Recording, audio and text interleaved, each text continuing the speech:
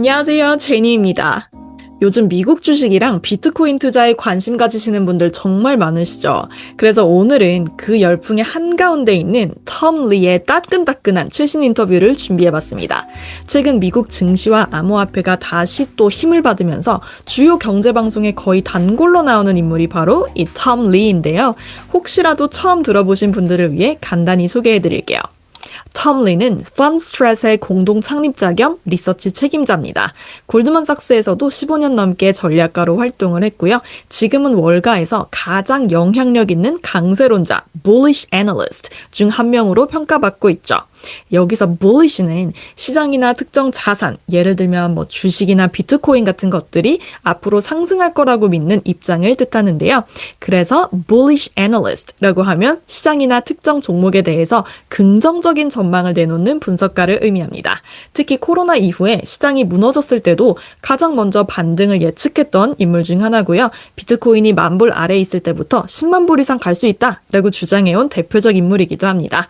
그리고 우리가 잘 아는 돈나무 언니 캐시우드도 그의 의견을 참고할 정도로 암호화폐와 성장주에 대해서 상당히 비슷한 시각을 가지고 있습니다. 자, 본격적인 인터뷰를 보기에 앞서서 아직 제 채널을 구독, 알림 설정 안 하신 분들은 지금 꼭 눌러주세요. All right, so Tom, we said this a bunch of times. The market seemed to be shrugging off the shutdown, valuation concerns. What do you think is going on? Why do investors just continue to feel confidence? Well, Frank, I think there's two underlying fundamental drivers for the economy. One is that we know there's a tremendous capex tailwind from AI. And the second is that the Fed's been on hold for 9 months, and it's kept the ISM below 50 for now 31 months, and the Fed's dovish. So that's the rest of the economy getting basically a lifeline. Those are going to be powerful tailwinds that even a government shutdown doesn't really change the story around. And now that we're in the seasonally strong fourth quarter, and valuations, I just don't think are that demanding because, NVIDIA is still at 26 times earnings. I mean, I think stocks still have a lot of upside into year end. shrug off는 무엇을 대수롭지 않게 여기다, 무시하다, 막 털어버리다 라는 뜻입니다. The market seemed to be shrugging off the shutdown, valuation concerns. What do you think is going on? Why do investors just continue to feel confidence? 정부 셧다운이 발생하고 이게 밸류에이션에 대해 부정적 영향을 줄 수도 있다는 우려가 있는데요. 그럼에도 불구하고 투자자들은 이를 대수롭지 않게 여기고 있다라는 말이죠. 원래 같으면 이런 상황에서 좀 걱정해야 되는 거 아니야? 라는 건데요. 그래서 예를 들어서 She shrugged off the criticism and continued her work 라고 하면 비판은 받았지만 이를 무시하고 그냥 하던 일 계속했다라는 뜻입니다.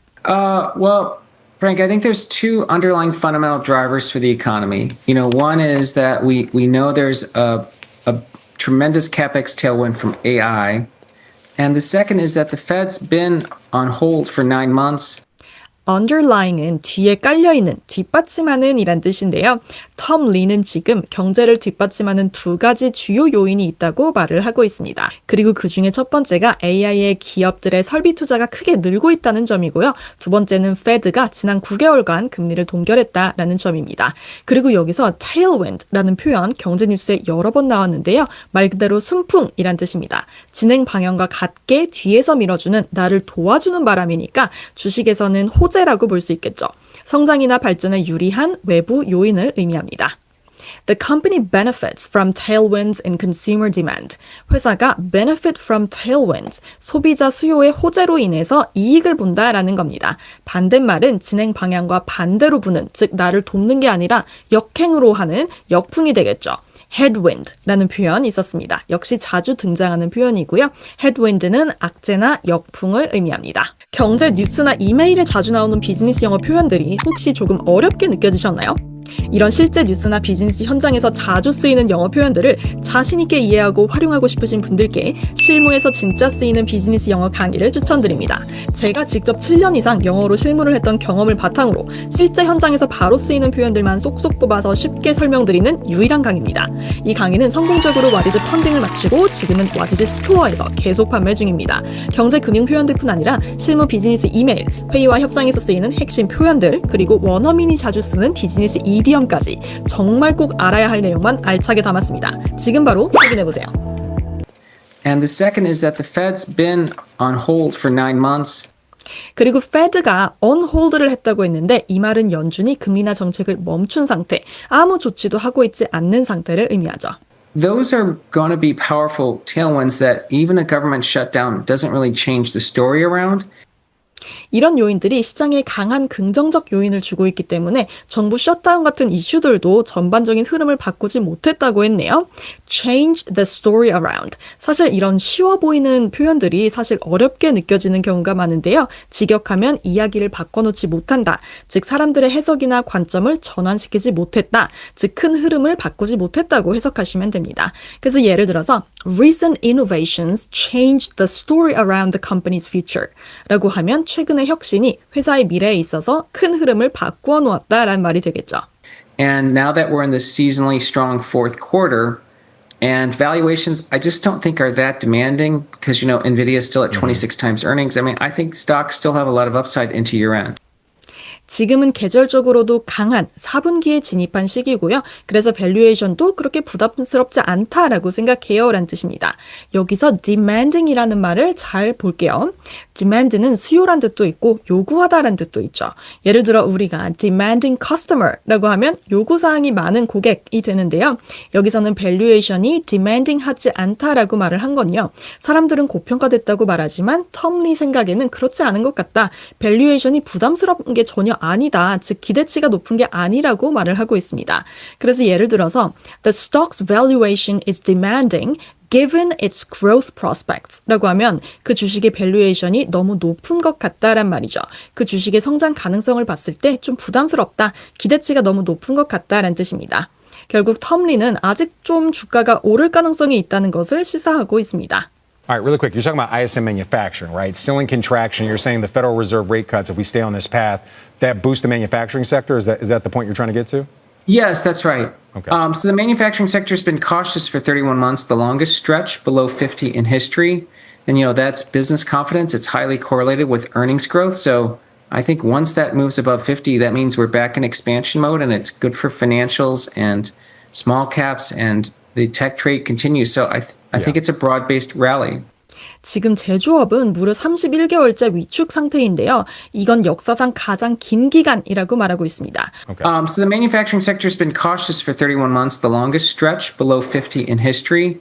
50 이하로 ISM 수치가 지속된 가장 긴 기간, 여기서 기간을 stretch라고 표현해줬죠. 지수가 50 이하라면 제조업의 수축 국면, 반대로 50보다 높으면 확장 국면으로 보기 때문에 이런 말을 한 거죠. It's good for financials and small caps and the tech trade continues. So I think it's a broad-based rally.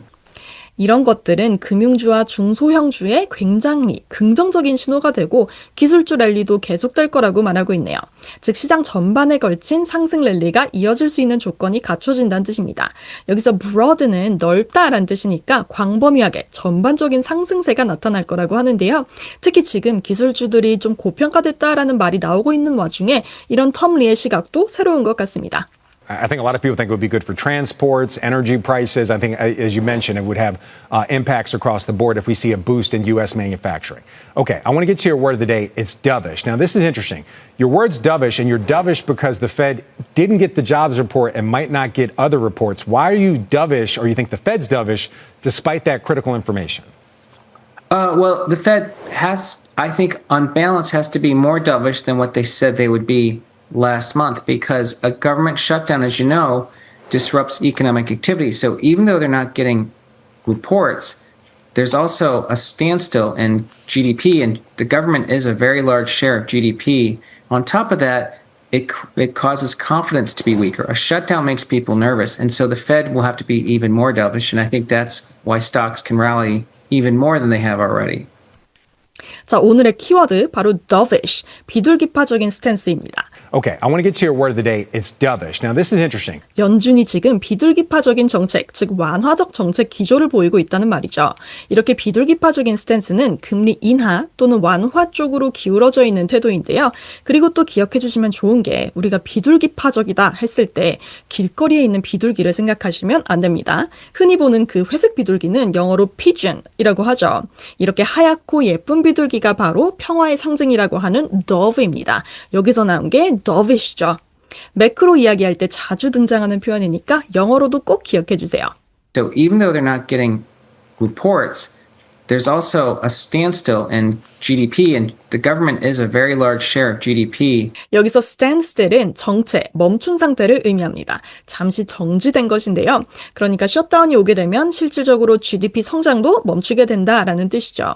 자, 예를 들어서 The project is at a standstill due to funding issues 라고 하면 프로젝트가 펀딩 이슈로 인해 잠시 정체된 상태, 멈춘 상태라는 말입니다.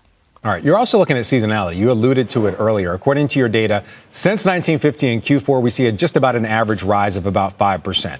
But when we're talking about seasonality, are you sure this isn't an outlier year? As we mentioned, a government shutdown, companies trying to deal with tariffs.